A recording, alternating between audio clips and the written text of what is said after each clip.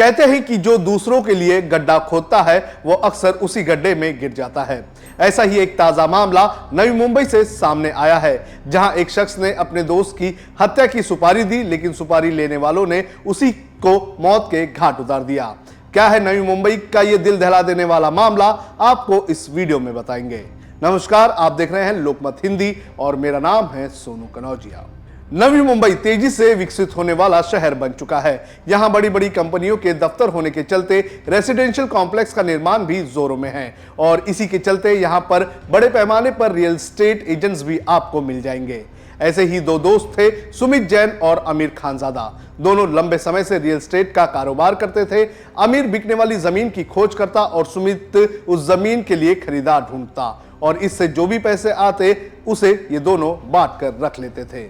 लेकिन अचानक 22 अगस्त को दोनों के लापता होने की खबर सामने आई। घर वालों ने पुलिस में इसकी शिकायत दर्ज की और दोनों की तलाश शुरू कर दी।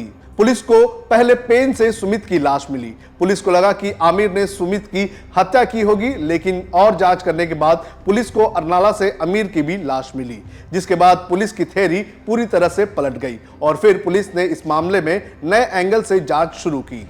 पुलिस ने सुमित और आमिर खानजादा के फोन की तलाशी ली और वहां के बाकी रियल एस्टेट एजेंट से भी पूछताछ की, जिसके बाद पुलिस को पता चला कि दोनों के बीच पाली की एक जमीन की बिक्री को लेकर विवाद चल रहा था। जिसके बाद पुलिस ने और तहकीकात की और फिर विट्ठल नाकाड़े नाम के एक शख्स को गिरफ्तार किया। विट्ठल ने पुलिस को बताया कि सुमित ने आमिर को मारने की सुपारी दी थी, लेकिन जब सुमित ने सुपारी किलरों को पैसे नहीं दिए तो उन्होंने सुमित की भी हत्या कर दी। जांच में पता चला कि सुमित और विट्ठल ने कुछ वक्त पहले पाली इलाके में 3.5 एकड़ की एक जमीन फर्जी तरीके से बेची थी। इस जमीन के मालिक की मौत कोविड के दौरान हो गई थी। विट्ठल और सुमित ने फर्जी दस्तावेज बनाकर इस जमीन को 70 लाख में बेची थी। इस डील में सुमित और विट्ठल को 60 लाख रुपए कैश भी मिले थे। जैसे ही आमिर को इस बात की जानकारी मिली तो उसने सुमित से अपना हिस्सा मांगना शुरू कर दिया, लेकिन कर्ज के बोझ में दबे सुमित के पास आमिर को देने के लिए पैसे नहीं थे। पैसे नहीं मिलने के चलते आमिर सुमित को एक्सपोज करने की धमकी भी दे रहा था और इससे तंग आकर सुमित ने विट्ठल के साथ मिलकर आमिर को मारने का प्लान बनाया। हत्या के एक दिन पहले सुमित और विट्ठल थाने के विवेयाना मॉल में मिले थे। यहां विट्ठल ने अपने साथ कुछ सुपारी किलरों को भी लाया था, जिसके बाद 50 लाख रुपए में आमिर को मारने की सुपारी दी गई।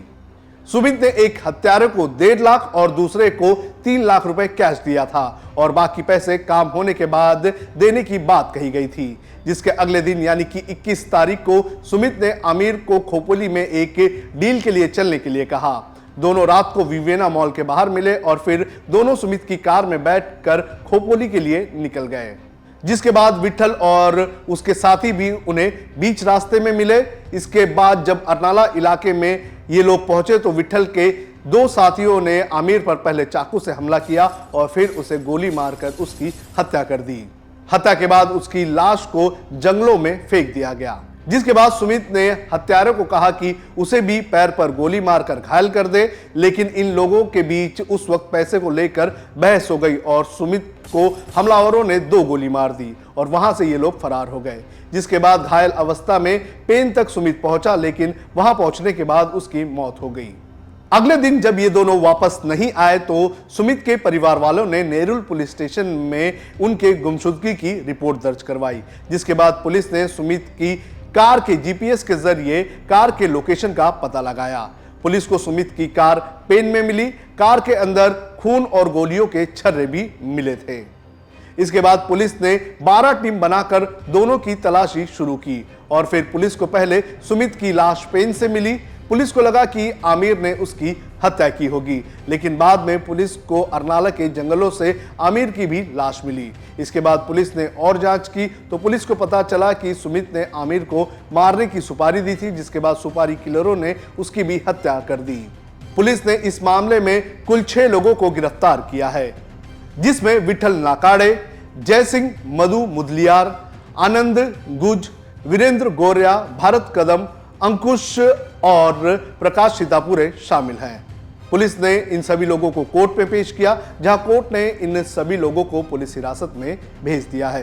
पुलिस अब इस पूरे मामले में और भी जांच कर रही है।